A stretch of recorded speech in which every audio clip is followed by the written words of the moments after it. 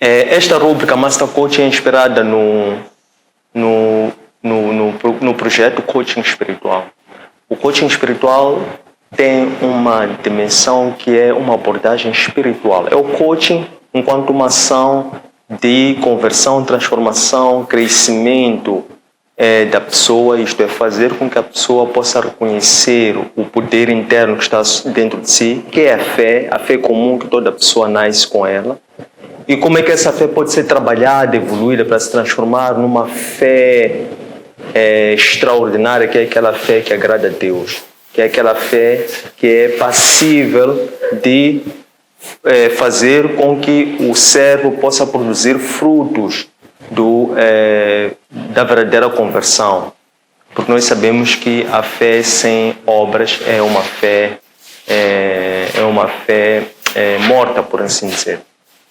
Então, a nossa ação, ou esta abordagem espiritual, por intermédio da metodologia que é o coaching, tem como intuito nos chamarmos, fazermos-nos cheios, evocarmos, suplicarmos, bem como nos guiarmos por intermédio desse Santo Espírito, que é o Paráclito, que é o mestre do ensino, para que isto possa trazer-nos o poder do Evangelho como este curativo, para poder nos exortar, para poder nos consolar e para poder também nos edificar mutuamente. Que essas são as funções que hoje o Paráclito assume enquanto uma injeção de poder para poder nos ajudar a contornar as tentações, a vencer o pecado e a compreender os planos de Deus. Então, para o dia 2 temos como tema: está a chegar o tempo da ceifa. Este tema que tem fundamentação ou vai ser discutido, aflorado, conversado, debatido à luz da lei canônica do livro do Apocalipse, capítulo 13 e 14, ou capítulos 13 e 14, desde o capítulo 13, verso 1, até o capítulo 14, verso 20. Em jeito de formas ou partes que está estruturado este tema, são 4. A primeira dessas partes vai ser o momento em que o anticristo e o seu falso profeta, desse mesmo anticristo, irá estar a exercer a sua opressão sobre o mundo. Isto é, de que forma é que eles vão ascender, vão receber o poder e vão exercer esse poder de opressão para com os servos, para com os ministros, para com a igreja, em jeito de perseguição. A segunda parte vai ser onde o Cordeiro reúne-se no Monte Sião com os seus discípulos para que, a partir deste ponto, eles pudessem participar neste processo de realização do juízo final, enquanto eles, lá encontrando-se, em resultado deste arrebatamento, eles possam poder usufruir de todos os direitos que o adquirem, para que possam não só manter-se separados, mas também possam usufruir da promessa de viverem 1000 anos de eterna paz e graça com Cristo. A terceira parte vai ser sobre o Evangelho e a realização do juízo final. E a quarta vai ser a visão sobre a operacionalização desse mesmo juízo final, em que, por intermédio desta visão, o apóstolo João vai descrever como é que este juízo final vai ser operacionalizado. Fazendo uma ligação com a última aula, nós falamos na última aula sobre o tempo do Evangelho, ou é chegado o tempo do Evangelho. E este tema, o último, incorreu em 2 capítulos, foram os capítulos 11 e 12, ou se não, 3 capítulos, foram capítulos 10, 11 e 12, melhor dizendo. A primeira parte nós vimos quando é chegado o Evangelho, o tempo do Evangelho, por intermédio daquele livrinho, em visão, o apóstolo João via um grande homem gigante com um pé direito sobre o mar, o pé esquerdo sobre a terra, que recebia um grande livro. E depois ele segurou esse livro na sua mão direita e a voz que guiava o apóstolo João instruiu-lhe para que ele fosse receber aquele livrinho que estava com aquele grande homem que tinha o livrinho na sua mão, que recebeu do céu. Pois ele, ao receber este livrinho, ele passou, por intermédio desse livrinho, igualmente recebeu uma orientação daquele que lhe entregou esse livrinho, que lhe dizia: toma-o e come esse livrinho. Ele recebeu, tomar é receber, é aceitar o livrinho. E comeu, isto é, engoliu o livrinho. E quando ele engoliu o livrinho, era necessário que ele engolisse o livrinho para ele conhecer o sabor desse livrinho, por ser esse livrinho que ele haveria de informar, comunicar, anunciar a outras pessoas. Então ele deveria, em primeira pessoa, conhecer o sabor desse livrinho, para saber o sabor daquilo que ele haveria de estar a anunciar às outras pessoas. Ele, quando fez isso, quando tomou o livrinho, ele sentiu um duplo sabor, que eu chamo de agridoce. Nem foi até caso de agridoce, porque um sabor, enquanto é doce, outro é amargo, no caso. O doce era na boca, porque nós sabemos que o evangelho na boca do pregador sabe como mel. E depois o segundo sabor que ele sentiu foi nas entranhas. Ele sentiu um grande amargo nas entranhas, que expressa a dificuldade, por um lado, em transmitir esta mensagem, bem como as dificuldades que aqueles que recebem esta mensagem de poderem digerir essa mensagem, pelos efeitos que esta mensagem ocasiona no espírito das pessoas que recebem esta mensagem. Depois de ele ter recebido este livrinho, igualmente o Senhor envia 2 testemunhas, são aqueles 2 candelabros, não é? E são também aqueles 2 azeites que andavam, isto é, representavam azeites oliveiras, 2 oliveiras, 2 candelabros, representavam 2 profetas naquela visão. E no caso, sugeriam que fossem profetas do Antigo Testamento que estavam plenamente decifrados. No caso, o profeta Elias, o profeta Moisés. Por que Elias e Moisés? Por causa da descrição das operações desses 2 profetas, dessas 2 testemunhas. Porque dizia que essas 2 testemunhas, elas não haveriam de temer a nada, e nada haveria de ser superior ao poder que elas tinham. Elas haveriam de estar durante 3 anos e meio para poderem cumprir plenamente o anúncio do Evangelho. O fato do apóstolo João ter aceito o livro, ter engolido o livro, significa que ele acabou por aceitar uma nova missão. E aquela missão era de passar a profetizar aquelas palavras, que era pregar o Evangelho, basicamente.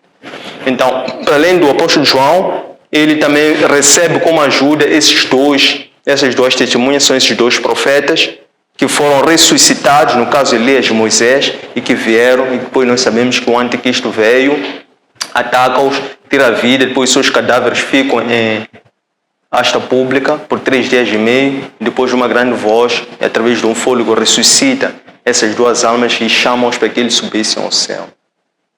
Estando lá nos céus, então, realizou-se o primeiro julgamento, o efeito sobre aquela cidade que matou essas 2 testemunhas, que foi quando Roy, por uma tempestade, ruiu a 10ª parte daquele território e morreram 7.000 pessoas, conforme os registros. E depois disso é quando ele vê a 3ª parte desta visão, ainda na aula passada, em que ele olha para o céu e vê uma grande mulher vestida de sol, que tinha 12 estrelas sobre a sua cabeça e que estava sobre a lua, uma mulher que estava em serviço de parto e ia sofrer aquelas tribulações das dores de parto. E depois ele vê um grande dragão ao lado com 7 cabeças, 10 chifres. E depois ele vê que aquele dragão, a querer retirar aquele bebê que aquela mulher estava a gerar como parto. Então ele, ao querer retirar, antecipar-se, aquele bebê é arrebatado e é levado para o céu junto ao trono por Deus.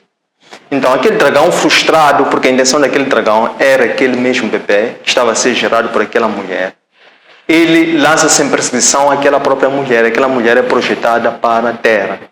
Quando ele é projetada para a terra, o dragão começa a perseguir ferozmente essa mulher, com aquela raiva, porque ele o que queria era o bebê. Tendo a mulher dado parto e o bebê tendo sido arrebatado, ele começa a perseguir aquela mesma mulher. O que representa a mulher? Representa a mulher em dor de parto, representa a igreja nos dias de hoje. Aquele dragão começa a perseguir a mulher. Naquela perseguição feroz, porque aquela mulher foi enviada por Deus para o deserto, porque era no deserto que aquela mulher iria estar mais segura. Então, aquele dragão lança da sua boca água para deter aquela mulher. Quando ele faz isso, aquela mulher em socorro é lhe dada asas de águia para ela voar ainda mais alto e rápido para aquele dragão não lhe alcançar. Enquanto o dragão lança água, a terra por si engole aquela água, como que a terra estivesse a cooperar para proteger aquela mulher. Então é assim que aquele dragão, frustrado, foi como nós terminamos a aula passada, desse plano, não conseguiu nem o bebê que aquela mulher deu parto, nem segurar a própria mulher. Então ele ali frustrado parte, desiste de perseguir aquela mulher e parte agora para perseguir quem? Outros filhos daquela mulher. Então é assim que entramos precisamente para o capítulo agora número 13. Então agora já estamos no momento em que o dragão começa a perseguir os outros filhos daquela mulher. É quando inicia esta opressão do anticristo, que não veio só. Veio o anticristo por intermédio daquele dragão. Aquele dragão representa o anticristo.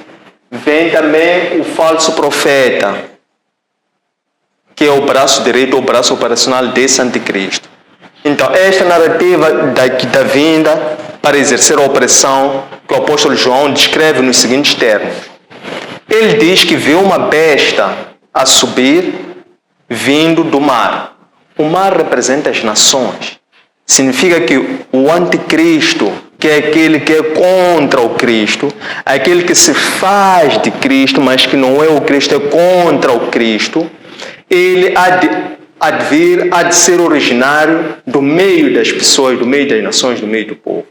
Então ele vê essa besta a subir do mar.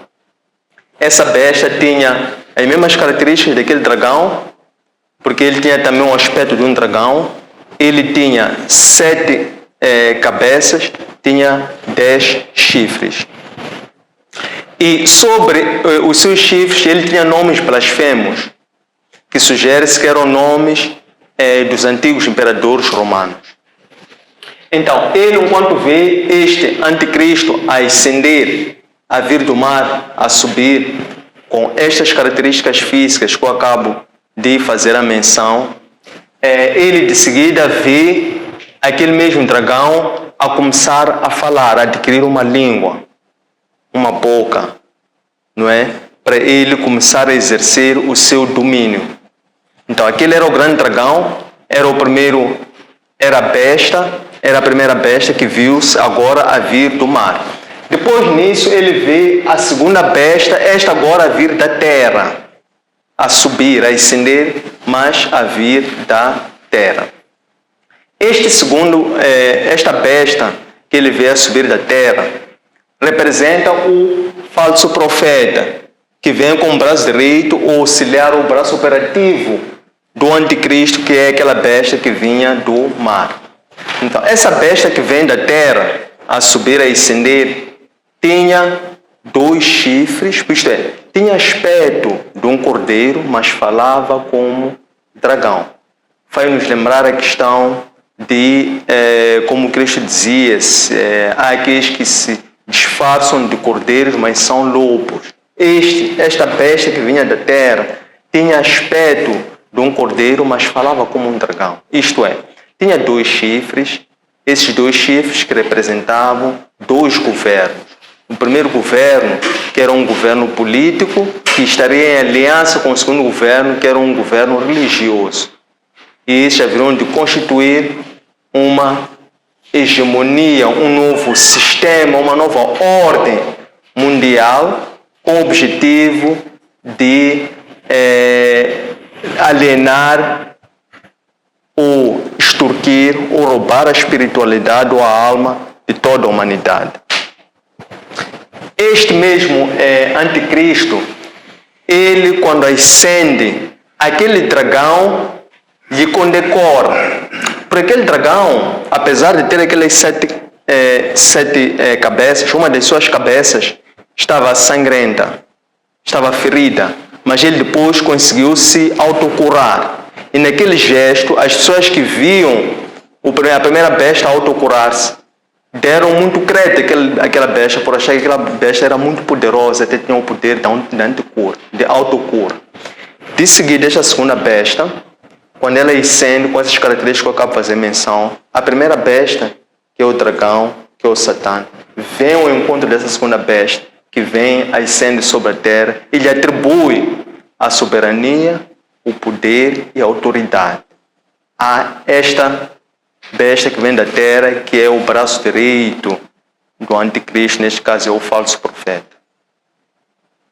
Depois, tendo recebido estes poderes, então inicia o seu governo formalmente deste anticristo. De que forma?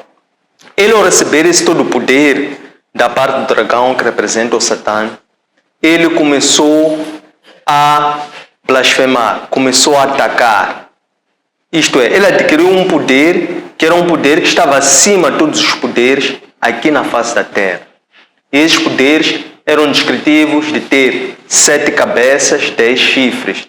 Isto representava esta plenitude do poder. Significa que ele tinha todo o poder sobre a terra.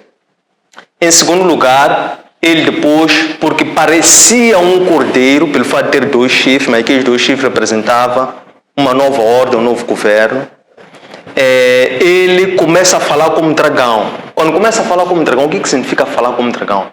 Ele começou a ofender, a perseguir, a atacar a Deus, ao seu nome, à igreja e também aos crentes. Começou uma forte perseguição em jeito de ataque, de uma forma aberta, direta, transparente, em que todas as pessoas passariam a ver. É um governo, repito, é um governo que é constituído por uma cooptação, podemos até assim dizer, uma conspiração, porque um governo tinha um duplo poder religioso e político.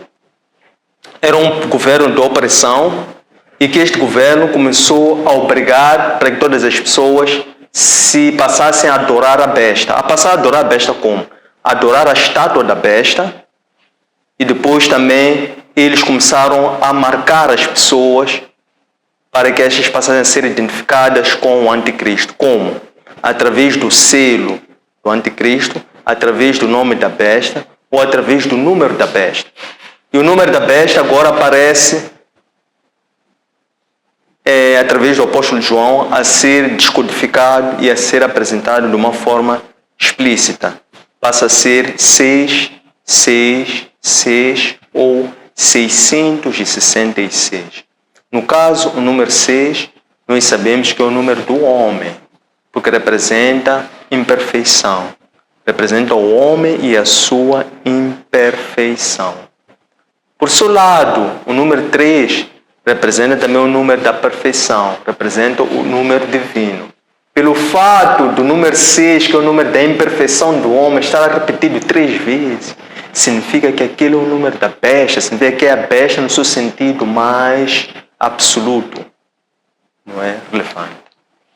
Então, depois de ele ter visto esta visão, ele depois de seguida tem uma segunda visão em que vê o cordeiro agora reunido junto com 144.000 selados, estes todos sobre o Monte Sião.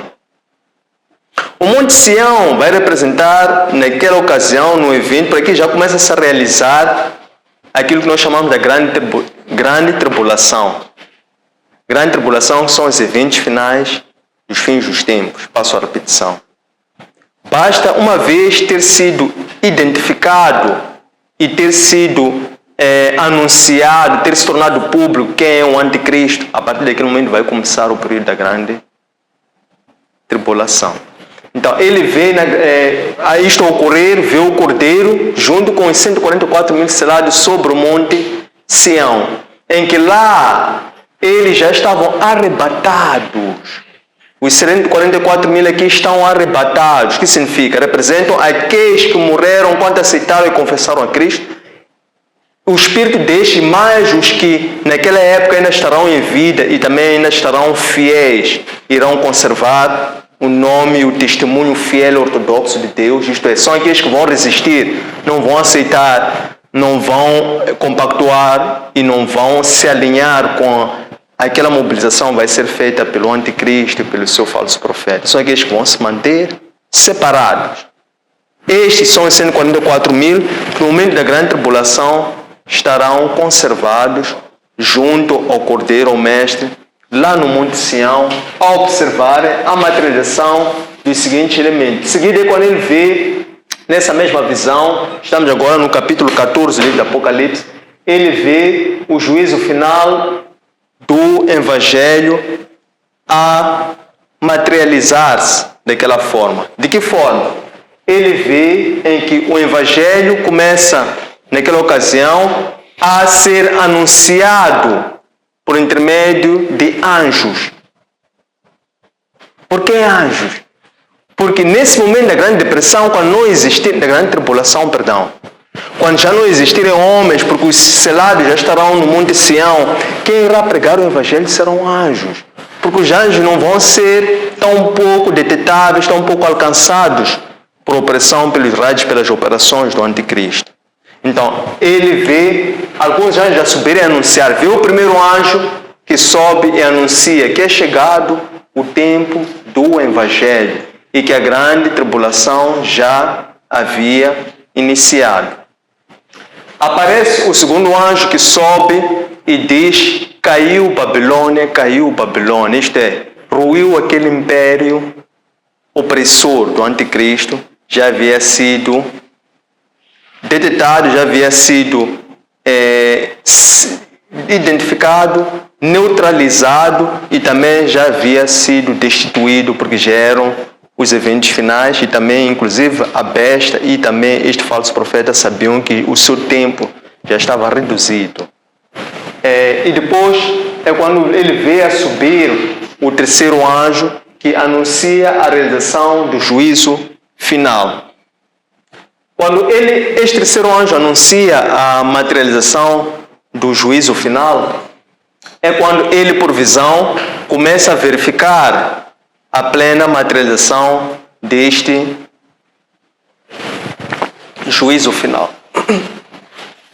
E depois, quando ele vê a materialização desse juízo final, é quando começa o tempo da ceifa, porque o terceiro anjo anuncia, é chegado o tempo da ceifa. Então, é quando o apóstolo João vê numa outra visão uma nuvem a vir e um homem sentado sobre essa mesma nuvem. Nós sabemos que a nuvem representa a aparição do próprio Deus. Porque no Antigo Testamento, Deus aparecia em forma de nuvem. Temos vários relatos sobre isso, na forma como ele apareceu, em particular para Moisés e para Josué. E também nós sabemos que a nuvem, que é o assombro, representa o próprio Deus.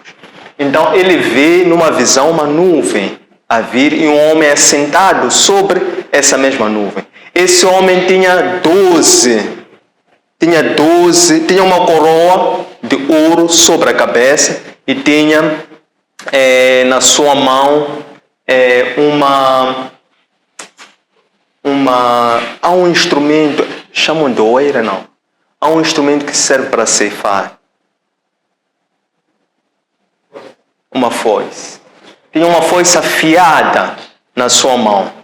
Então, quando ele vê esta visão, este homem numa nuvem, sentado sobre essa nuvem, com uma coroa sobre a cabeça e uma foice afiada sobre a mão, aparece um outro anjo que diz àquele homem que está sentado sobre a nuvem: lance a ceifa para a terra. E aí começa o julgamento à ceifa sobre a terra e depois começa também a vindimar todas as uvas também sobre a terra. Então, aquele que estava sentado sobre a nuvem lançou aquela ceifa afiada para a terra. Depois de ele ter lançado aquela ceifa afiada sobre a terra, aparece a segunda voz que anuncia para que o outro anjo que também apareceu com uma ceifa, para que ele também lançasse a vindima para vindimizar uma parte da terra, toda a parte da terra que era sujeitar tudo às pisaduras de Deus. E tendo feito isso, pisaduras de Cristo, tendo feito isso, diz que numa zona de quase 300 quilômetros, que representava quase 6 campos, uma zona muito larga, ficou aquilo cheio de vinha, de caixa de vinho, que chegava até uma altura muito alta, muito elevada, só para ver essa intensidade desta opressão, de tudo aquilo que foi sujeito às pisaduras do próprio Cristo.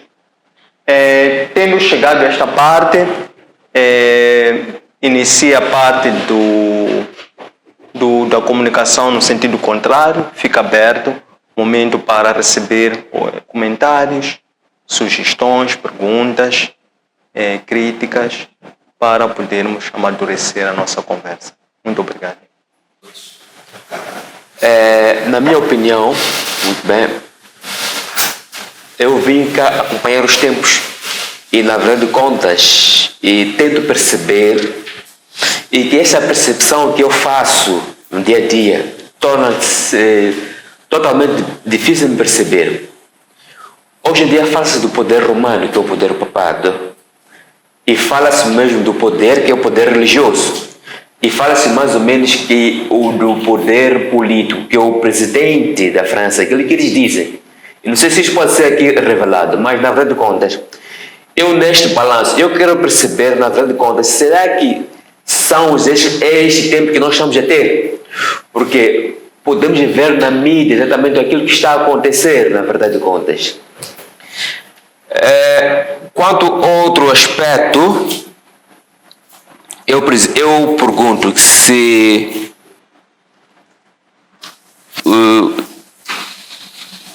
antes de mais nada, vou perguntar sobre o anticristo.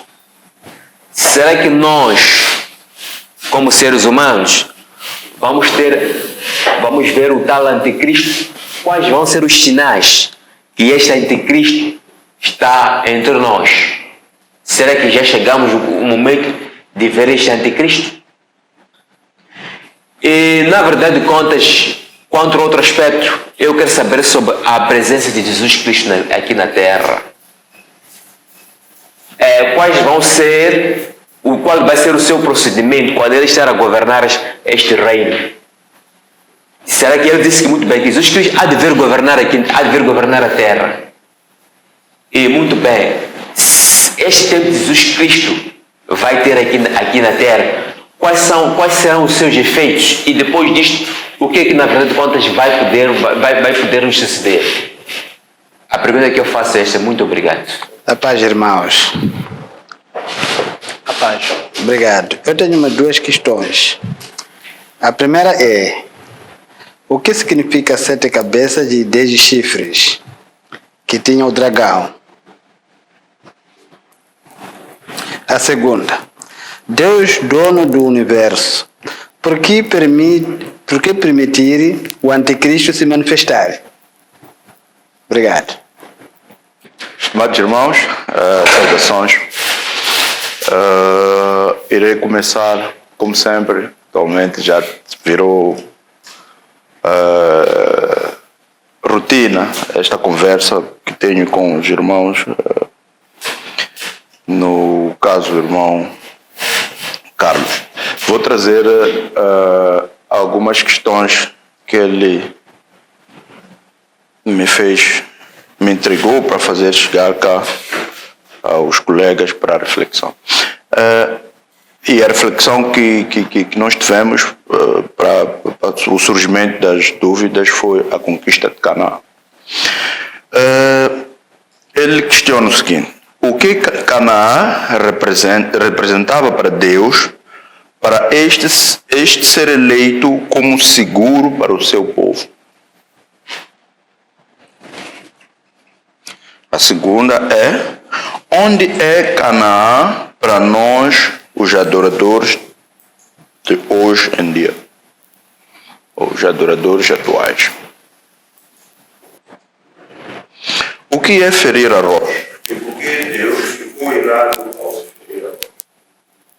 Depois, seguido, conversamos sobre este tema e também conversamos um bocadinho sobre a igreja, do qual surgiu também a seguinte questão: o que é a igreja? Igreja cristã, e entre parênteses, como é que Deus definiu, ou Cristo definiu a igreja? Quais são os requisitos ou mandamentos enviados às igrejas para que Deus possa se fazer cabeça das igrejas cristãs? De seguida, em meio a tantas igrejas surgindo, como é que o crente pode pode identificar uma igreja que tem Cristo como cabeça? Como crente, Pode identificar as igrejas que têm, ou uma igreja que tem Cristo como cabeça. Passando destas, e agora iniciar as minhas questões sobre a aula de hoje. A minha primeira questão para a aula de hoje é a seguinte: quem são os outros filhos da mulher que a besta ou o dragão perseguirá? Ou foi perseguir? Não sei se assim é que é a questão. De seguida, o que é símbolo da besta? E também gostaria de saber se esse símbolo era imposto ou as pessoas o iam adquirir por livre, espontânea vontade. Se o símbolo da besta era imposto ou as pessoas iam adquirir por livre e espontânea vontade. E se o iam buscar por livre e espontânea vontade, por que o faziam assim? Não sei se completou a parte de os ia buscar em vontade própria, por que o faziam assim. Portanto, de seguida, qual é o selo que irão receber as pessoas que perseverarem na palavra de Deus?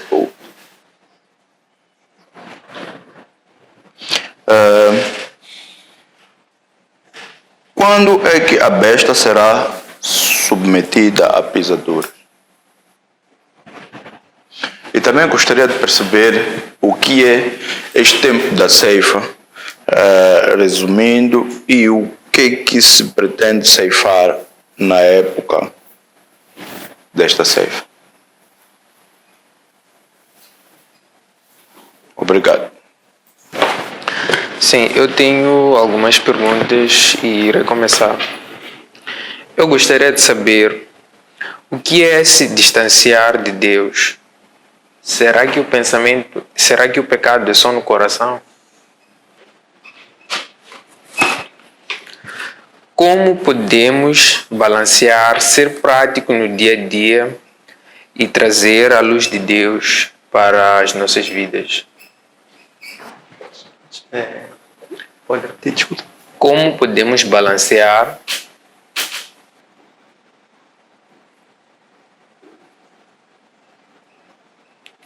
ser práticos no dia a dia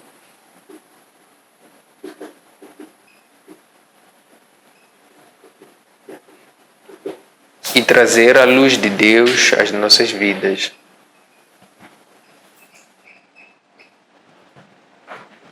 Essa é uma questão que não está bem formulada, mas é assim: o que é verdadeiro discernimento e como é que podemos lavar os nossos olhos? Como é que podemos reconhecer um lobo disfarçado de cordeiro?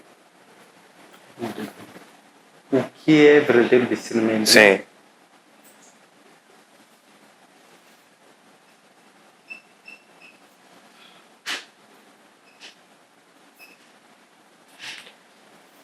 Segunda parte, Como podemos lavar os nossos olhos?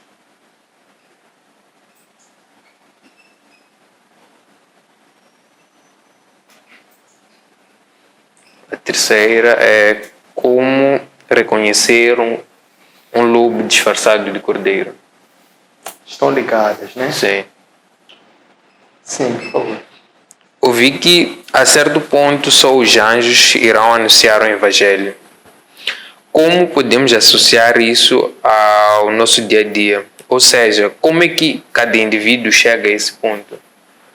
Onde só os anjos é que falam com ele. Como é que pode... Não estou a conseguir simplificarmos. Sim, gostaria que falasse mais do lado amargo de engolir o livro. Entre aspas, o que vale ser seguido? É a mesma. Sim, entre aspas, o que vale ser seguido? Abre aspas aqui. Sim. O que vale ser seguido? Sim. Perseguido ou seguido? Perseguido. Sim. Seguido.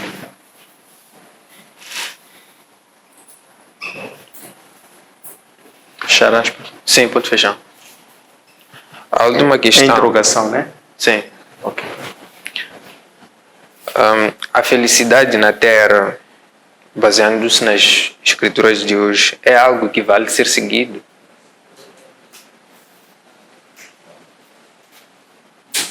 Está na Terra com base Nas escrituras de hoje, baseando-se nas escrituras de hoje,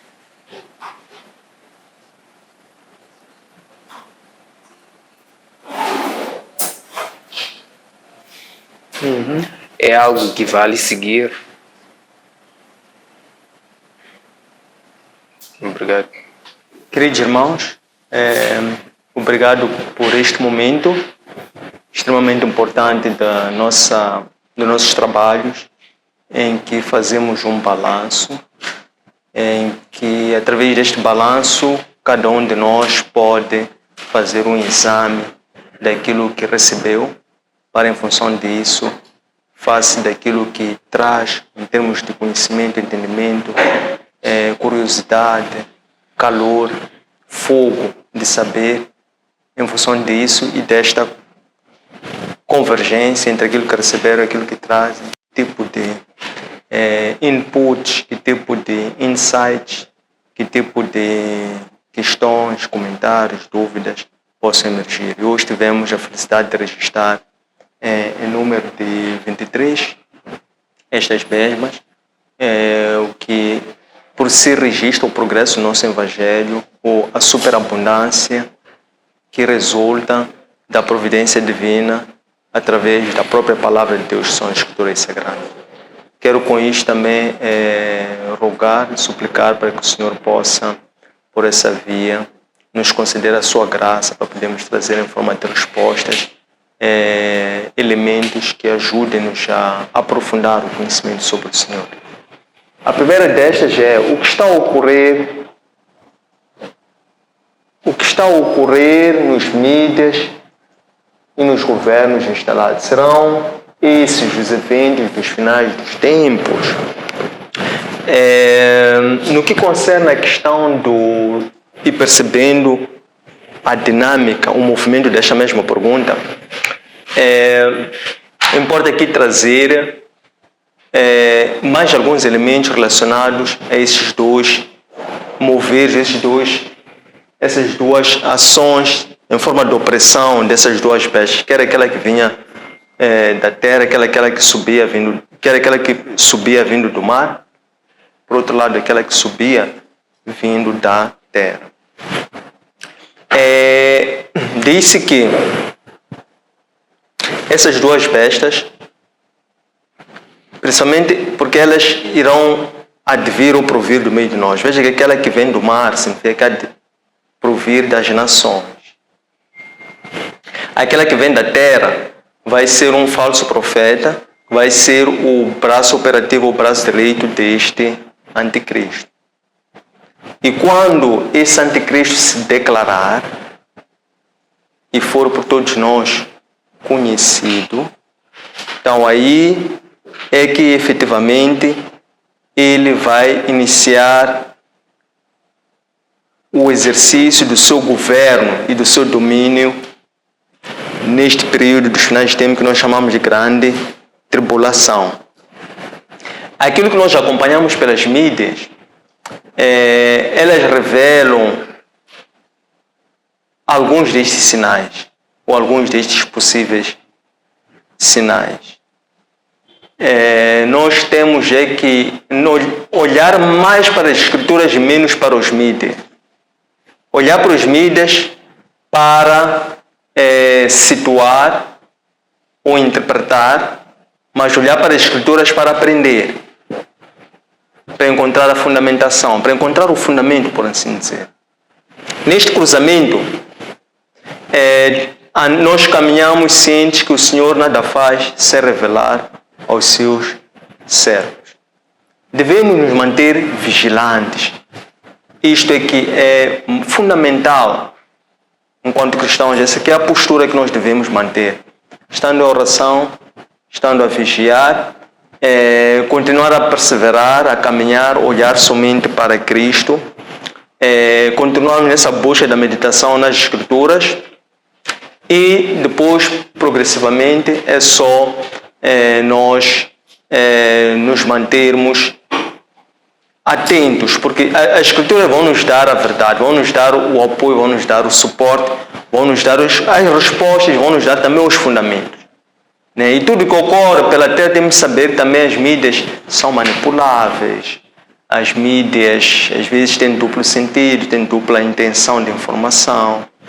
Não devemos ignorar de todo, devemos acompanhar tudo o que está a ocorrer, quer seja a subida, a caída daquele governo, a subida de um governo mais oprimista, a decisão sobre, sei lá, ou notícias sobre guerra, destruições, ciclones, tempestades, sobre invasões, por aí em diante, são alguns desses eventos. Ainda não são esses eventos que se referem em Apocalipse, ainda não são. Mas temos que estar atentos, observar, acompanhar, porque essa escritura, essa revelação sempre existiu, desde que as escrituras existem, desde sempre, e também este ambiente turvo, confuso, agitação também sempre vivemos.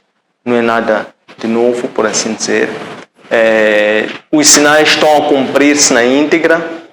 Não existirão profetas que vão fazer uma predição do que vai acontecer à frente. A própria Escritura emerge como esta profecia. O último dos profetas foi João Batista, de acordo com as Escrituras Sagradas, mas sabemos que destes também, eventualmente, talvez o João, o apóstolo de Cristo, foi talvez um desses últimos profetas, pelo fato do livro do Apocalipse ter sido escrito no ano 90, 95, após Cristo. Segunda questão, será que nós, os humanos, veremos o anticristo? Quais são esses sinais? Então, os sinais do anticristo, de acordo com o livro do Apocalipse, o anticristo vai ser alguém que, de uma forma declarada, transparente e direta, vai se opor a Cristo. Ele vai querer estar no lugar de Cristo e diz também até mais que o anticristo, ele vai querer se assentar, estar sobre a terceira igreja, o terceiro templo que vai ser construído em Jerusalém. Para ele estar lá dentro, assentado sobre o trono, como se ele fosse o senhor ou cabeça dessa mesma igreja. Então, é alguém que, enquanto um profeta, ele vai se declarar e ele vai se mostrar. Nessa altura já não há de haver dúvidas para aquelas pessoas que vão estar a testemunhar a ver naqueles tempos, porque naqueles tempos há de haver uma clara separação. Quem quer servir a Cristo, quem quer servir o anticristo.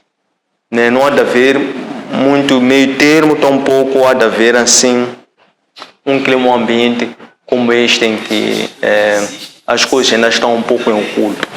Nessa fase tudo já estará transparente. Estará transparente porque o anticristo vem precisamente para exercer o seu poder e o seu domínio. Não é? E nessa altura Deus até vai permitir que ele adquira todos esses poderes. Sem querer antecipar uma das perguntas, a apresentação, a descrição e as características físicas, quer por um lado do dragão, quer também deste anticristo e a sua postura, porque até ele é comparável aos imperadores dos impérios romanos, né? E por este número 666 resulta como sendo a descodificação da numeração alfabética desse número, que resulta o nome Nero, que é um dos possíveis imperadores da altura. Então, presume-se que há de ser alguém que vai exercer o poder, mas é um poder opressivo na dimensão destes imperadores desta altura. Então, vai ser um anticristo declarado e não vai haver margem para que estiverem a testemunhar naquela altura esse evento. Qual vai ser o procedimento de Cristo ao vir governar a terra? Então, o governo de Cristo vai ser um governo de justiça e de paz por 1000 anos, em que farão parte deste, irão beneficiar ou irão participar deste mesmo governo de Cristo aqueles que tiverem sido escolhidos, separados e selados, os 144 mil. O que significa 7 cabeças e 10 chifres que tinha o dragão? 7 cabeças e 10 chifres que este dragão tinha representam o poder, o grande poder que este mesmo dragão tinha. Portanto, essas características, 7 cabeças, 10 chifres, representa não só o poder que tinha, mas também o poder que lhe foi concedido, né? E Deus assim vai permitir que nesse evento, após a chamado para a salvação, arrependimento, ter sido propagado, chegado ao conhecimento de todas as pessoas. Então Deus vai permitir que já nessa altura, este anticristo, que é este dragão, que é este Satã, possa manifestar o seu poder, depois ele possa transferir esse poder para o falso profeta, dando-lhe a soberania, o poder e a autoridade para que ele comece a perseguir de uma forma declarada, aberta e direta.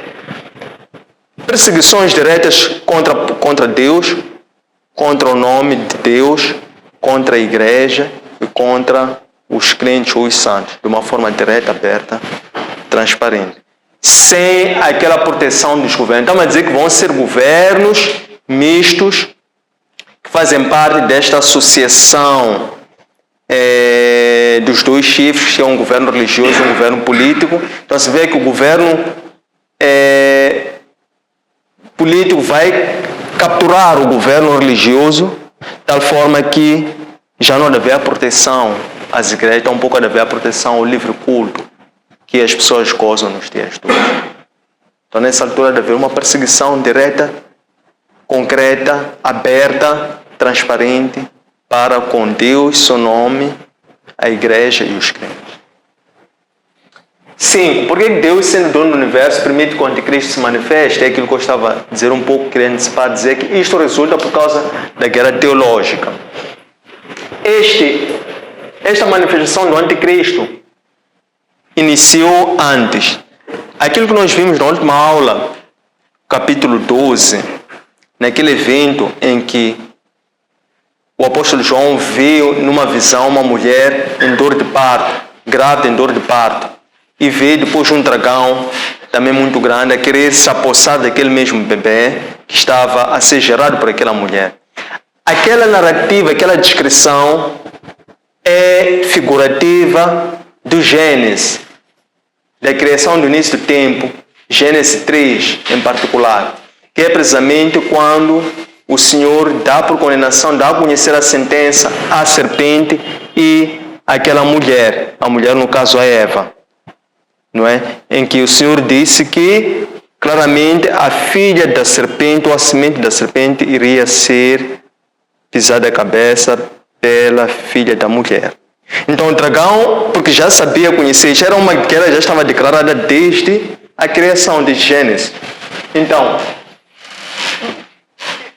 esta manifestação do anticristo é por permissão do Senhor, porque faz parte do plano de Deus.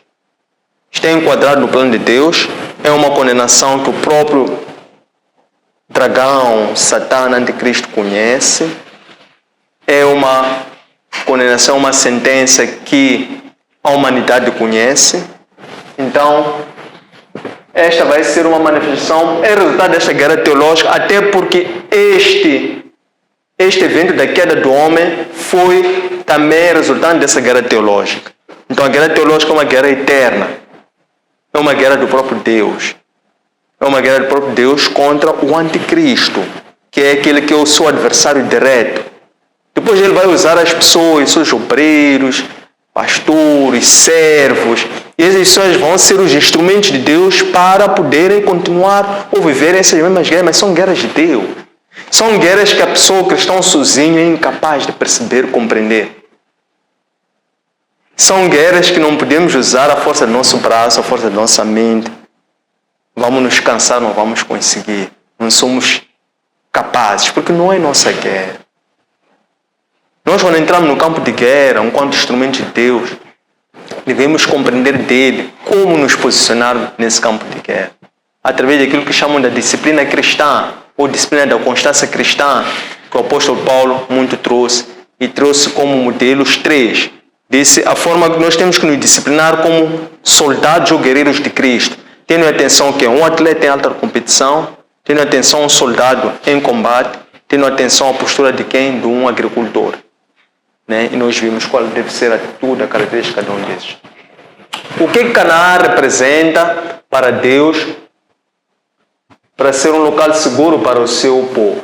Então, Canaã representa um local livre, seguro. Nós vimos que o apóstolo Pedro diz-nos que convém ou é agradável e é vontade de Deus que todos nós possamos viver num ambiente de paz e estabilidade. É por isso que ele diz que nós devemos orar também pelos governos do mundo. Para quê? Por que nós temos que orar pelos governos do mundo?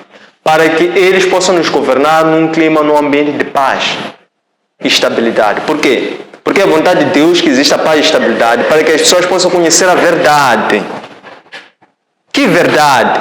Que existe um único Deus e existe um único mediador entre Deus e os homens.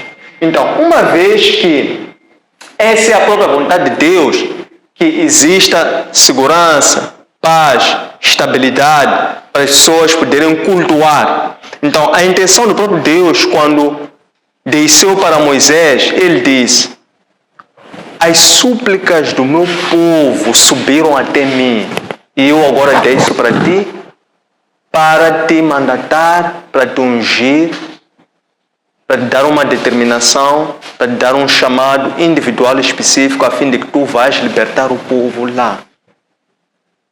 Por quê? Porque o povo lá estava oprimido, estava preso, estava escravizado. Consequentemente, eles prestavam culto, por assim dizer, a uma divindade que se chamava Faraó. Deus para eles era Faraó. Eles não tinham a liberdade de cultuar livremente. Eles cultuavam às escondidas. Eles suplicavam. Eles cultuavam o quê? A sofrer, a chorar, a morrerem. Eles cultuavam, suplicavam no sofrimento, no dia a dia, embaixo do sol. Então essa opressão, essa reclamação, essa súplica foi subindo para Deus. Certo? Então, Canaã representa um local livre, um local seguro e um local onde o povo pode adorar de uma forma aberta, livre e descontraída a Deus. Onde é Canaã para os adoradores atuais? Então, para os adoradores atuais, a terra que emana leite e mel é todo local que o Espírito Santo nos colocar, todo local onde nós estivermos. Podemos nos lembrar do caso do Abraão. Abraão, ele chamou o sobrinho dele Ló. Disse: Ló, nós somos do mesmo sangue, não convém lutarmos. E aquela luta que estava a começar a querer acontecer entre os dois era por agitação dos trabalhadores de Ló e de Abraão. Abraão, ungido e tocado pela sabedoria divina, ele chamou Ló, porque ele viu que o problema não era ele, o problema não estava ao nível deles dois. Ele disse a Ló: Ló, não é de bem que nós lutemos, nós somos do mesmo sangue. Escolhe qual é o lugar que tens de ir. Temos este lado. Se tu disseres vais assim, eu irei para este lado. Se tu disseres que vais para este lado, eu irei para este lado.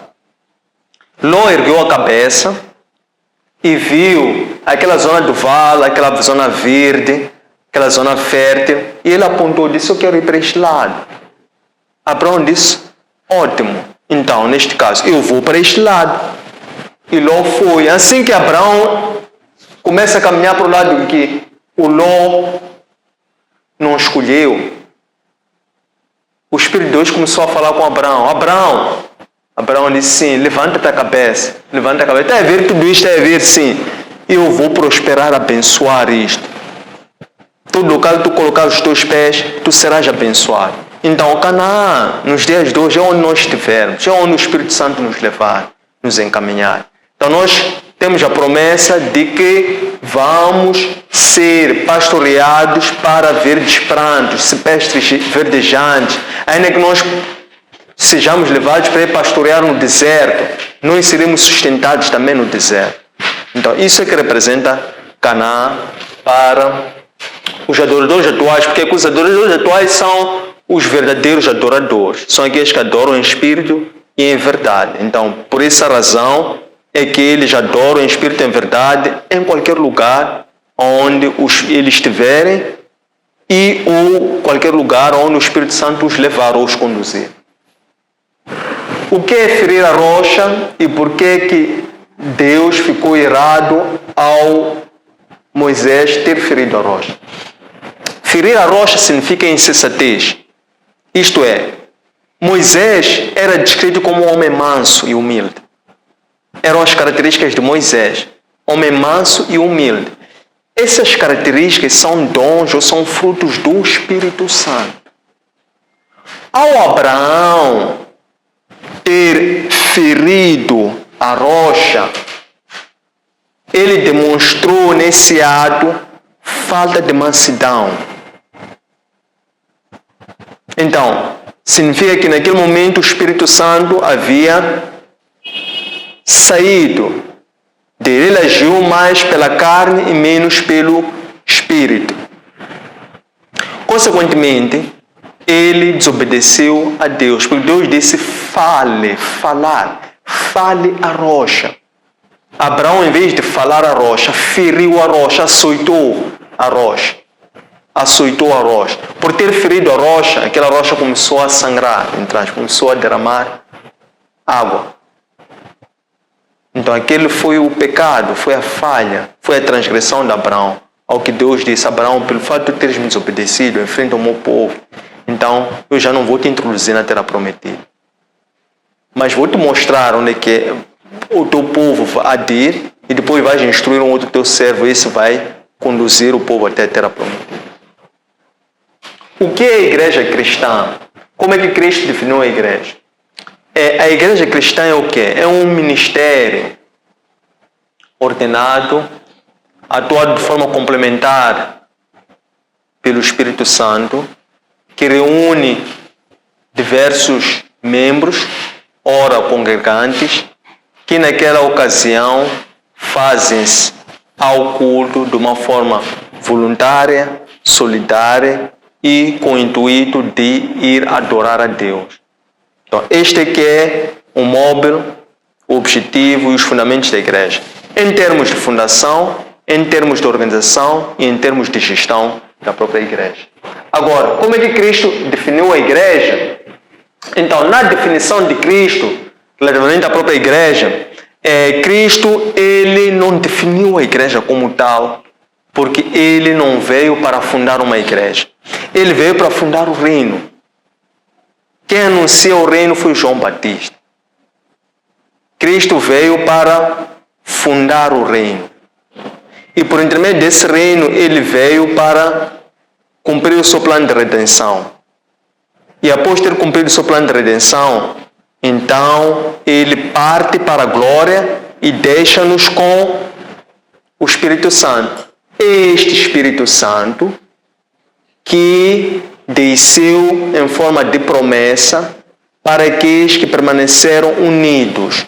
Então, quem funda, os primeiros que fizeram a primeira igreja, são aqueles discípulos que permaneceram ainda em Jerusalém quando Cristo partiu, no livro de Atos de Apóstolos. Aqueles que aguardaram, obedeceram ao que Cristo disse, fiquem mais algum tempo unidos em oração, para que desça o principal. Esses que permaneceram ainda mais algum tempo, isto é, mais 10 dias, estes é que receberam o Espírito Santo. Estavam como? Estavam unidos, estavam em oração, estavam no mesmo Espírito. E assim receberam aquele que vai os guiar por toda a verdade. E uma vez que eles receberam o Espírito Santo, tornaram-se apóstolos e passaram também a ser incumbidos de novas missões que Cristo já havia lhes confiado, mas que faltava o Paráclito para que pudesse lhes guiar por toda a verdade, para que eles pudessem materializar na íntegra as missões que lhes foram incumbidas. E qual eram as missões que eram incumbidas? Era para que fossem sal da terra, luz do mundo e testemunhas de Cristo. Quais são os requisitos ou mandamentos para que Cristo seja a cabeça da mesma? De acordo com o apóstolo Paulo, ele descreve a igreja como sendo, ele compara a um sistema ou a um corpo. Ele diz que numa lógica de sistema de um corpo não existe uma parte do corpo, pode ser que não precisa de outra parte do corpo. Todas são de uma forma solitária, são todas elas importantes, cada uma com a sua função específica ou particular, mas elas em conjunto, de forma coordenada, de forma ordenada, elas em conjunto materializam o mesmo objetivo. Então, de acordo com esta concepção, esta imagem da igreja enquanto um conjunto de vários membros que formam um corpo de Cristo, então os requisitos para que Cristo seja a cabeça da mesma é que os corpos, o corpo de Cristo, que são os membros, eles possam estar unidos de forma complementar, pela mesma fé, pelo mesmo Espírito, guiados por um mesmo Espírito, porque é o mesmo Espírito que assiste a mesma igreja e também é o mesmo Senhor que diferentes igrejas ou missões também servem. Então, 11ª, em meio a tantas igrejas, como é que o crente pode identificar as igrejas que tenham Cristo como cabeça? O que acontece? O que é que o ministro ou obreiro deve fazer ao querer fundar uma igreja? Há aquelas coisas que ele deve evitar fazer. Uma das coisas que um ministro ou um obreiro deve evitar fazer quando ele funda uma igreja é falar mal de outras igrejas ou falar mal de outros ministros. Isso um obreiro ou um ministro não pode fazer. Ele deve tão somente falar do Evangelho, falar de Deus, falar da palavra. Vai caber aos próprios ouvintes eles poderem perceber, compreender, viver, ouvir, analisar e viver aquilo, porque a palavra ela é viva, a palavra ela é eficaz, a palavra ela tem espírito. Então, são os crentes que de per si vão conseguir compreender onde é que está o Evangelho de verdade, onde é que está o Evangelho verdadeiro e onde é que não está o Evangelho de verdade ou o Evangelho verdadeiro. Quais são os outros filhos que o dragão persegue? Então, os outros filhos daquela mulher que o dragão os persegue somos nós. Aquela mulher em serviço de parto representa a igreja. Aquele bebê que estava a ser gerado em parto, em dores de parto, é o próprio Cristo, que é aquele que veio para pisar a cabeça da serpente. E os outros filhos daquela mulher somos nós. São todos cristãos, são todos crentes, são aqueles que receberam a palavra de Deus, receberam juntamente com uma fé e que andam no caminho da justiça e da santidade. O que é o símbolo da besta? O símbolo da besta é um selo. Nós dizíamos que põe o nome, o número ou código ou um selo.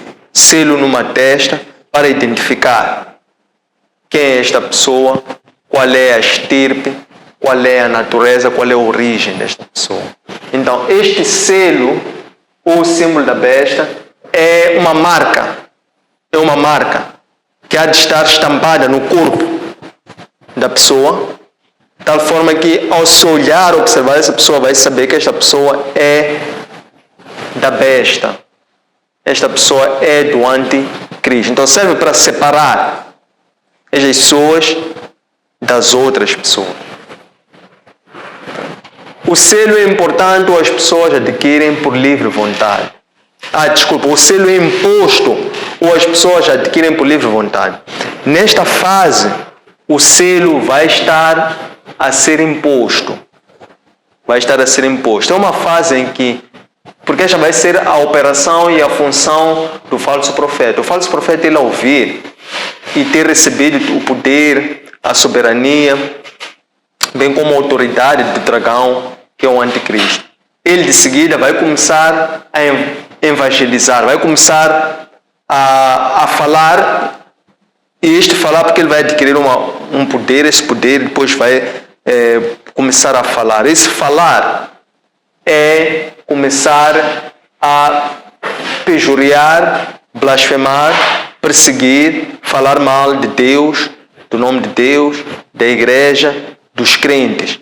E também, em simultâneo, ele vai começar a operar milagres, porque ele vai receber poderes, até poder de fazer descer fogo sobre a terra, para a terra. E as pessoas vão começar a acreditar que aquele é uma autoridade de Deus. Então, por um lado, algumas pessoas vão aceitar por verem esses milagres, essas operações, esses poderes a serem feitos, que é um poder que esse anticristo vai receber, porque vai estar alinhado aos planos de Deus. E se as pessoas não tiverem discernimento, compreensão, unção, sabedoria, ciência, esperança, uma boa parte delas vai ser levado por esses fenômenos. Outros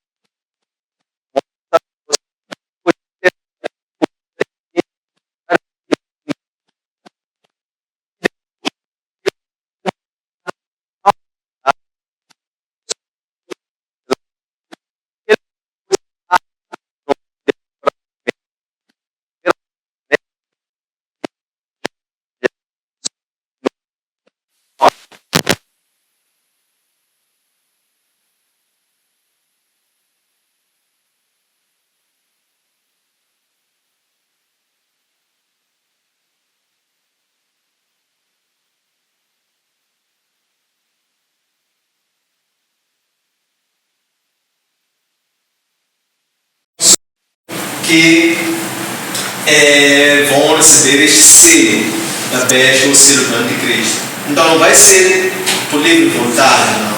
Vai ser por imposição, por um lado. Por livre vontade também para aqueles que assim aderirem, quiserem seguir e optar. Então pelas duas formas, não é assim dizer. Então nós vimos uma combinação de 3, 4 estratégias que o anticristo vai operar. Tá. Quando é que a besta será submetida à pisadura? Aqui nós nos referimos à pisadura que seria imposta não ao antibesta, não ao anticristo ou à besta, mas sim a toda a humanidade, que é o julgamento, né? Então, desde os profetas anunciavam que tudo haveria de ser submetido às pisaduras de Deus. O próprio apóstolo João, a dada altura, quando ele descrevia aquele grande homem que haveria de descer, ele dizia que aquele grande homem que ele via, quando ele começava a ter a visão, o primeiro arrebatamento, quando ele viu a Cristo, ele descreveu Cristo nas suas pernas, dizia que trazia pernas de bronze e que ardiam como fogo. Então aquilo representa o quê? O julgamento de Deus, o julgamento divino. Ele vai pisar, já pisou a cabeça da besta em Gólgota, na cruz. Na cruz é que Cristo alcançou o seu poder. Por isso é que depois de ele ter ressuscitado, ele apareceu e disse: eu agora tenho plenos poderes sobre o céu e sobre a terra. Ele pisou a cabeça da cobra, da serpente, em Gólgota, no ano 33. Ele há de voltar para submeter toda a humanidade. O que é submeter toda a humanidade? É julgar a condição espiritual de cada um. Cada um conhece a sua situação espiritual. E essa condição espiritual de cada um, somente duas pessoas já conhecem: Deus e a própria pessoa. Então, essas exortações do Evangelho são convocações, exortações, são chamadas, são lembranças, são lembretes para nós nos mantermos a nossa condição espiritual, que ela seja sádia, ou também melhorarmos, aperfeiçoarmos. Então, ele vai fazendo isso tantas vezes quantas forem necessárias fazer. Quando ele vier, vai ser para julgar cada um em função da situação espiritual que encontrar, a cada um no momento em que ele voltar. 17ª. O que é tempo da ceifa e o que se pretende ceifar? Então, tempo da ceifa, nós dissemos que o tempo da ceifa vai ser o momento em que o tema é: está a chegar o tempo da ceifa. O momento da ceifa vai ser a visão do juízo final, em que aquele que há de vir sobre aquela nuvem, sentado sobre a nuvem, ele tem uma coroa e ele tem na sua mão uma foice afiada.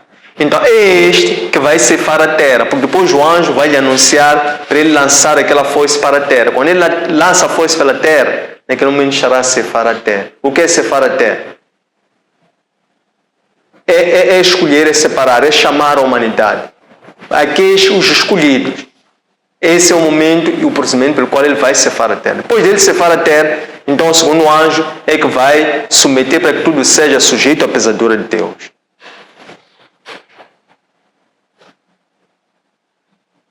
O que é que se distancia de Deus? Ou melhor, o que é se distanciar de Deus? Será que o pecado é só no coração? Distanciar-se de Deus Deus é um espírito. Deus é espírito. Nós nos aproximamos de Deus também em espírito. Então, quando nós andamos em espírito, estamos a aproximar-nos de Deus, estamos a manter-nos junto a Ele. Quando nós deixamos de andar em espírito, ou deixamos de alimentar o espírito, consequentemente também deixamos de procurar a Deus, consequentemente ficamos afastados e aos poucos vamos nos separando. Se isso for a prolongar-se por muito mais tempo, deixamos de ter a presença de Deus, né? Deixamos de ouvir a sua voz, deixamos de compreender os seus planos, deixamos de saber cuidar ou saber como é que devemos cuidar da nossa própria condição espiritual, para que ela seja agradável ao próprio Deus e que finalmente essa nossa própria condição espiritual assegure com que nós retiremos toda a imundície do templo. Qual templo? Nosso corpo. Por quê? Porque se nós retirarmos toda a imundície do nosso corpo, que é praticando a santidade e andando no caminho da justiça, aí seguramente o Espírito Santo vai habitar no nosso corpo. Quando ele habita no nosso corpo, faz do nosso corpo o seu terreno de cultivo, o seu altar, o seu edifício, e ele se manifesta dentro de nós. E há esta intimidade, esta comunhão, esta autonomia espiritual. Então, mas a segunda parte também era interessante, porque se perguntava, será que o pecado é só no coração? Ora, nós dizemos, de acordo com as Escrituras, que nada que venha de fora do homem o torne impuro. Somente aquilo que venha dentro do seu coração. É fundamental que nós sempre procuremos circuncidar, converter, purificar o nosso coração. Por quê? Porque a boca ou a palavra abunda, ou melhor, expressa aquilo que abunda no nosso coração. Então, o pecado ou a impureza representa uma condição moral, ou uma assunção da nossa condição moral em função da acusação dos atos e omissões que nós tenhamos cometido no passado. Então, isso pode resultar numa acusação e que se essa acusação for forte em função do que domina no nosso espírito, se é o Espírito Santo ou se não é o Espírito Santo, ou é a ausência do Espírito Santo. Então, isso é que vai ser os marcos que vão permitir verificar se o pecado, a falha, o desvio, a transgressão é resultante do nosso próprio coração, da conversão do nosso coração ou não. E, finalmente, não menos importante, é que ninguém pode dizer que não comete pecado. Quem assim disser estará a mentir, estará a falsear. O que temos que fazer é nos aplicarmos, empenharmos para ficarmos cheios do Espírito Santo. Porque é esse Espírito Santo que vai sempre nos consciencializar de forma contínua que somos humanos e que podemos falhar e, consequentemente, vai nos dar uma força para contornar as tentações e para vencer o pecado. Porque as tentações são muitas. Quanto mais nós nos fazemos cheios do Espírito Santo, mais tentações vamos ter, vamos viver.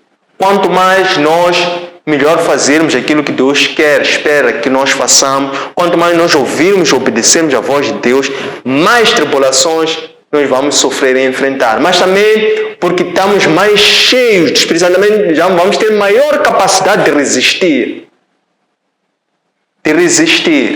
Capacidade de resistir. durante muito mais tempo, durante toda uma vida. Depois nos tornamos mestres disso. Aprendemos a saber lidar, conviver, evitar, contornar, e sabemos como fazermos nos cheios, como caminhar em Deus, como caminhar em Cristo. E isto, quando repete-se, passa a ser um modo de viver. E a pessoa depois já torna-se um mestre pela própria prática, e depois passa a partilhar, a ensinar e a cuidar também da vida e da saúde espiritual de outras pessoas. Como podemos balancear, ser práticos no dia a dia e trazer a luz de Deus às nossas vidas? Penso que já tínhamos estado um pouco ligado, mas fundamentalmente nós dizemos que é alimentar ou fortalecer o nosso espírito e não a nossa carne. Se nós alimentarmos a nossa carne, enfraquecemos o espírito. Se nós alimentarmos o nosso espírito, enfraquecemos a carne.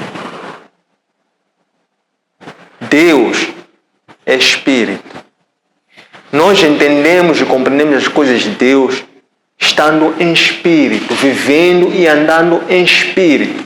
Então, como é que nós podemos, numa lógica diária, trazer a luz de Deus em nossas vidas? Alimentando continuamente o nosso espírito, meditando nas Escrituras Sagradas, orando, jejuando, fazendo ação de graça, caridade, amor, várias formas neste universo de virtudes, de ações que o próprio Espírito Santo nos capacita, nos habilita para que possamos fazer. E também, fundamentalmente, principalmente, sermos testemunhas de Cristo. Porque o trabalho de testemunhar a Cristo, de evangelizar, não é só dos ministros, é de todo o obreiro, quer seja alguém que tenha uma unção, um chamado geral, universal, que são todas as pessoas. Então cabe a todas as pessoas, todo cristão, ele deve ser a testemunha de Cristo na sua própria conduta de vida. Esse aqui é o maior testemunho que nós podemos dar sobre o Evangelho. O que é verdadeiro discernimento? Como é que podemos lavar os nossos olhos? Isto é, como é que podemos despertar os nossos olhos espirituais? E como reconhecer um lobo disfarçado de um cordeiro? Prontos. Então, o discernimento de espírito é um dos dons do Espírito Santo. Um dos 8 dons do Espírito Santo.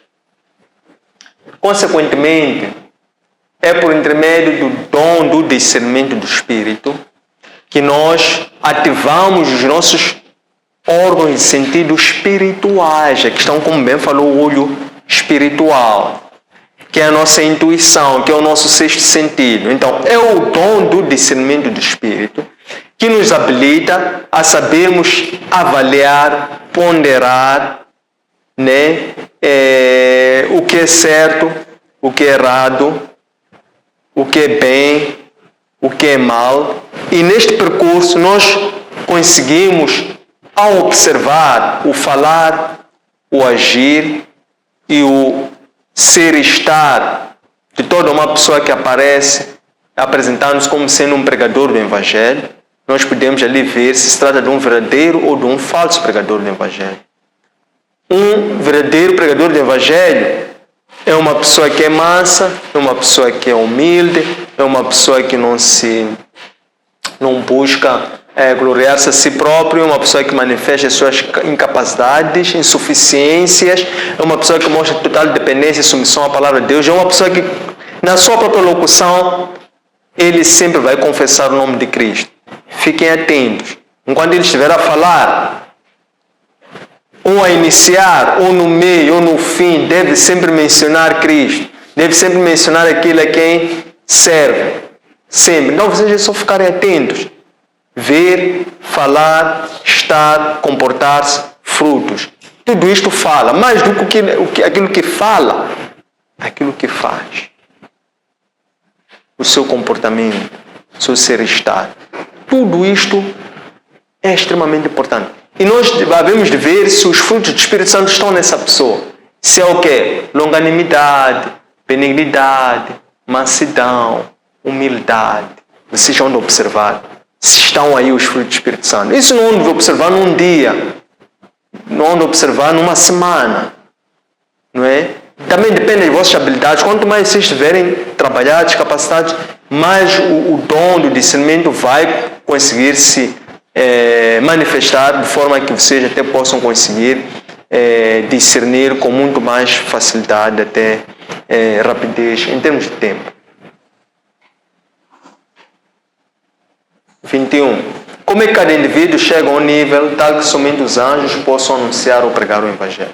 Nós aqui nos referíamos aos eventos sobre o juízo final. Nós dizemos que quando for anunciado o Evangelho e o juízo final, no momento em que o Cordeiro estará de um lado com os 144 mil selados, enquanto por outro lado estará o anticristo e o falso profeta a começarem a manifestar o seu poder e domínio sobre a terra.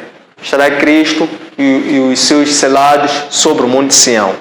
Então, enquanto isso acontecia, estavam a ocorrer esses eventos finais sobre essa visão. O apóstolo João estava a ter sobre o juízo final, em que ele via alguém que vinha, que era o próprio Cristo, a vir sobre a nuvem, e que ele lançava a foice afiada. A foice afiada para quê? Para ceifar a terra. Depois outro anjo que lançou também uma foice, para quê? Para tornar tudo, submeter tudo à pesadura, para vingar, submeter tudo à pesadura como se fosse uma vinha, E em função dessa pesadura, nesse momento já não existia nenhum santo. Nesse momento já não vai existir nenhum santo que vai estar ainda a pregar o Evangelho. Nessa altura o Evangelho vai estar a ser pregado pelos anjos. É isso que se pretende transmitir aqui nesta passagem. Então, quando se perguntarmos como é que o indivíduo chega a um nível tal que somente o anjo possa anunciar ou pregar o Evangelho, estamos a dizer que o indivíduo individualmente, ele de per si, ele pode participar, porque ele de per si, ele é um anunciante do Evangelho, para começar. Ele é habilitado a pregar o Evangelho, a anunciar o Evangelho, a difundir o Evangelho. E nessas operações, ele não faz isso só. Porque todas as operações de Deus, onde ele exerce a sua soberania, poder e autoridade a partir do alto para a terra, são complementadas pelas ações desses 4 seres viventes, que são os anjos e arcanjos, que lhe assistem. São os 24 apóstolos que lhe assistem. São os anjos, são seres divinais, seres angelicais. Então nós, enquanto cooperadores, também nós não estamos sozinhos. Temos também este exército celestial. Anjos, arcanjos, outros irmãos, cooperadores do Evangelho, por aí em diante. Gostaria, ou melhor, o que se refere a esse lado amargo ao engolir o livrinho? Então, o apóstolo João, ele quando recebe o livrinho, a voz que lhe guiava disse: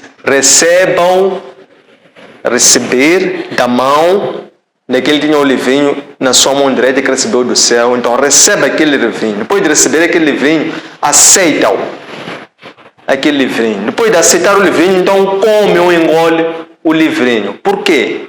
O teólogo diz que porque o apóstolo João, naquele momento, ao ter comido o livrinho, ele estava aceitando uma nova missão. E aquela missão era para que ele pregasse o Evangelho, para que ele profetizasse sobre os eventos finais do tempo através do Evangelho, para ele profetizar, anunciar o Evangelho. Anunciar o Evangelho é uma forma de profetização. Então, ele quando começa a anunciar o Evangelho, ele deveria primeiro conhecer o sabor daquilo que ele haveria de anunciar. Então, o Evangelho tem um duplo sabor, por assim dizer. O Evangelho é doce e é amargo. É doce na boca do pregador e é amargo nas entranhas. Quer nas entranhas do pregador, quer nas entranhas daqueles que vão receber o Evangelho. Por quê? Porque o Evangelho em si, ele mexe com o nosso espírito. Então, aqueles que não estão preparados para receber e viver em função do Evangelho, estes não gostam do Evangelho, sentem-se incomodados e veem esses que pregam o Evangelho como algo já a bater. Por essa razão é que após o apóstolo João ter recebido esta missão, igualmente o Senhor enviou 2 testemunhas. essas testemunhas, enquanto estavam a profetizar, a anunciar, as pessoas, uma boa parte das pessoas não estavam a gostar nada daquilo que estavam a ouvir. Por essa razão é que ao fim de 3 anos e meio, quando essas 2 testemunhas terminaram de pregar e anunciar o Evangelho, soube uma besta e ter a vida aquelas 2 testemunhas. Quando ter a vida aquelas 2 testemunhas, as pessoas que viram isso ficaram contentes, aqueles que estavam incomodados com o Evangelho, aqueles que sentiam amargo nas entranhas, começaram a celebrar, entraram em euforias e começaram a dar crédito àquela besta. Mas aquilo era um plano de Deus para nos escatológicos. Passado 3 dias e meio, sopra um fôlego para aqueles 2 cadáveres, aquelas 2 almas estavam sem vida. E aquele fôlego ressuscitou aqueles 2 profetas. Uma voz lá em cima dele, aqueles profetas subam, venham até aqui ao céu. Uma nuvem vem, leva aqueles. Então, aqueles que depois estavam a saber, quando vê isso, começam a ficar com temor, com medo. Ficam assombrados, ficaram com terror. É quando isso acontece, é quando vem a ira de Deus e faz com que 10ª parte daquele território onde aqueles 2 testemunhas foram executadas ruísse e 7.000 pessoas morressem. A felicidade na terra, com base nas escrituras de hoje, é algo que vale seguir. A felicidade na terra, nós vivemos-la na plenitude quando buscamos o reino de Deus e a sua justiça. Há uma pergunta também que foi feita sobre como é que nós podemos ter a certeza disso. Bom, nós buscamos pela obediência o reino de Deus e a sua justiça para podermos receber o selo da plenitude divina, que é o Espírito Santo. Acho que é uma das perguntas que foi feita, não sei se consegui responder pontualmente, mas que importa agora também trazer, que é para podermos compreender. Então, é aqui que vem a felicidade. Por quê? Porque o Espírito Santo, ele é hábil hoje para nos exortar, para nos consolar e para nos edificar. E com base nesse mesmo Espírito, nós passamos a viver os frutos do Espírito Santo. São a justiça, a paz e o gozo, a alegria pelo Espírito Santo. Então, o Espírito Santo, ele de per si, preenche-nos com tudo isso. É por isso que diz que é o selo da plenitude divina, plenitude porque estamos completos, passamos por dentro a sentirmos também completos e, por assim dizer, já nada que esteja fora de nós passa a ter um valor, importância, ou tampouco possa ser substituído, ou possa dar uma alegria comparável à alegria do Espírito Santo. Porque a alegria do Espírito Santo é uma alegria definitiva, eterna. Tudo que está fora dá-nos alegrias passageiras, momentâneas, não é? Então as coisas de Deus são coisas eternas. E nós, enquanto obreiros ou ministros de Deus, nós cuidamos de coisas eternas, cuidamos de coisas de Deus. Tendo chegado a esta parte, queremos assim agradecer a vossa presença, vossa participação, a paciência que tiveram de juntamente conosco estarmos aqui a poder celebrar essa liturgia e também edificarmos mutuamente através da partilha deste maná. Quero também convidar a todos para que possam seguir em nossas plataformas, subscrevam em nossas páginas, façam gosto e like e partilhem com mais irmãos, colegas, vizinhos, familiares, amigos. Em nossas plataformas onde encontram este trabalho ou esta aula de administração da palavra são em nossos arquivos digitais, designadamente a nossa plataforma Facebook, Antônio Sende_Oficial, nosso canal YouTube, Antônio Sende_LDA, nosso aplicativo EloWeb.